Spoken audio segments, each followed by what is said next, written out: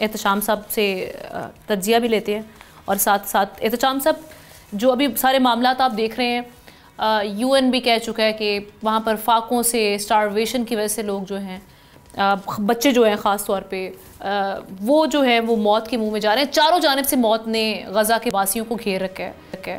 پوری دنیا جس وقت عید منا رہی ہوگی، کیا ان کو شرمندگی نہیں ہوگی؟ کیا وہ سوچیں گے نہیں کہ ہم سب بینگ مسلمز، خاص طور پہ ہمارے مسلمان بھائی بہن وہاں پر کس سچویشن میں ہیں؟ تو ہمارے تو رونگٹے کھڑے ہو جاتے جب ہم ان کی بات کرتے ہیں، لیکن ہم کچھ کہہ نہیں پا رہے. ہمارا جو کردار ہے وہ بڑا مجرمانہ سا ہے، سمجھ میں نہیں آ رہی کہ اس پہ کیا الفاظ استعمال کیے جائیں.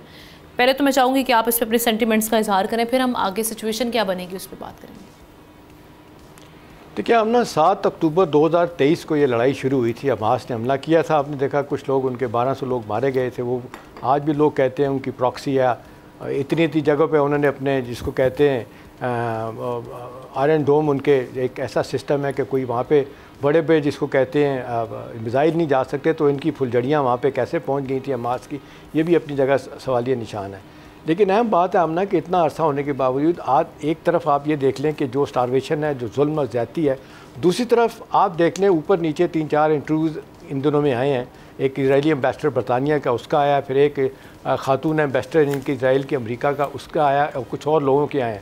سوال ان سے پوچھ رہے ہیں کہ ویئر از یور وکٹری؟ مطلب آپ نے اتنے ٹنج، شاید سیکنڈ ورلڈ وار کے بعد اتنی بمباری نہیں کی جتنی آپ لوگوں نے کی ہے. اتنا بالکل ریز کر دیا آپ نے زمین کو، اور اس کے بعد آپ نے کیا کیا؟ آج بھی آپ اپنا کوئی ایک ہاسٹیج اپنا لے کے جا سکے؟ نہیں لے کے جا سکے. کہاں ہے وکٹری آپ کی؟ وہ وکٹری آپ کی نہیں حاصل ہو سکی. تو سوال یہ ہے کہ آمنہ اب ریئیکشن ٹائم ہے. میں آپ کو بتاؤں، ابھی دیکھ لیں 3 ممالک ہیں، اٹلی، فرانس، اور انہوں نے بھی کہا ہے کہ ہم تسلیم کرنے جا رہے ہیں. اور اب آہستہ آہستہ، کیونکہ وہاں پہ آوازیں اٹھنا شروع ہو گئی ہیں، وہاں پہ بڑی بڑی ریلیز اور جلسے جلوس نکل رہے ہیں اسرائیل کے خلاف. اسرائیل کے اندر بھی تو ہو رہے ہیں، وہاں پہ بھی اچھے لوگ ہیں جو کہہ رہے ہیں جنگ بندی کرنے کے لیے، لیکن نہیں ہو رہا. پریزیڈنٹ ٹرمپ نے تھوڑے سے، ہم نے دیکھا کہ رف ہینڈلنگ کا مظاہرہ کیا ہے. ابھی دیکھیں مڈل ایسٹ کے دورے پہ گئے ہیں تو وہاں نہیں گئے، وہ اسرائیل نہیں گئے پریزیڈنٹ ٹرمپ. اب ان کو بھی بڑی تکلیف ہے. ایک چیز ہے آمنہ جو مجھے لگتا ہے کہ جس سے فرق پڑے گا، ابھی غلط یا صحیح کو چھوڑ دیتے ہیں. آپ دیکھ لیں چند دن پہلے واشنگٹن ایمبیسی سے 2 نکلے اسرائیلی، ان کو مار دیا گیا. کل آپ نے دیکھا پھر ایک حملہ ہوا اسرائیلی، 2-3 لوگوں کو ان پہ حملہ کیا گیا. اب اتنا انسیف اتنی تیزی کے ساتھ ہو رہا ہے یہودیوں کا یورپ امریکہ میں کہ ان کو بھی خیال آ رہا ہے. وہ کہہ رہے ہیں کہ بھی یہ سب ایک ریئیکشن ہے جو ہم نے ظلم کیا ہے. انٹرنیشنل کمیونٹی جس کا ضمیر آپ پوچھ رہے ہیں آمنہ، وہ تو بالکل ہی مردہ ہو چکا ہے. ورنہ اتنی زندگی میں ہم نے کبھی نہیں دیکھا کہ اتنی لمبی جس کو کہتے ہیں لوگوں کی تکلیفیں بڑھ چکی ہوں. اب سوال یہ ہے کہ جنگ بندی کیوں نہیں ہو رہی؟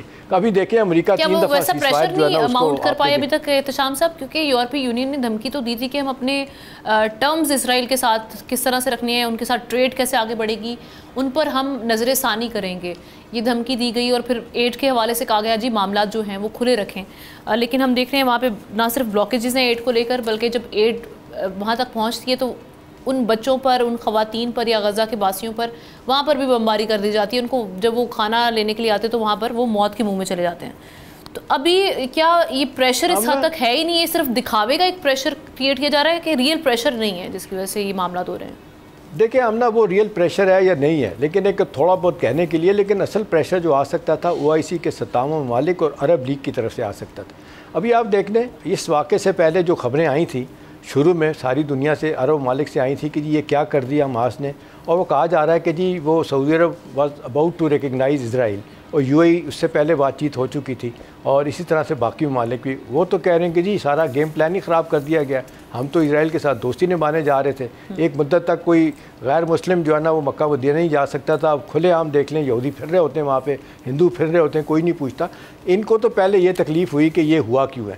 دیکھیں ہم نا معذرت کے ساتھ، ابھی جو رملہ میں جو کانفرنس ہو رہی تھی مسلمان ممالک کے لوگوں نے جانا تھا، فارن منسٹر وغیرہ نے، وہ اس نے منع کر دیا اسرائیل نے کہ نہیں جا سکتے.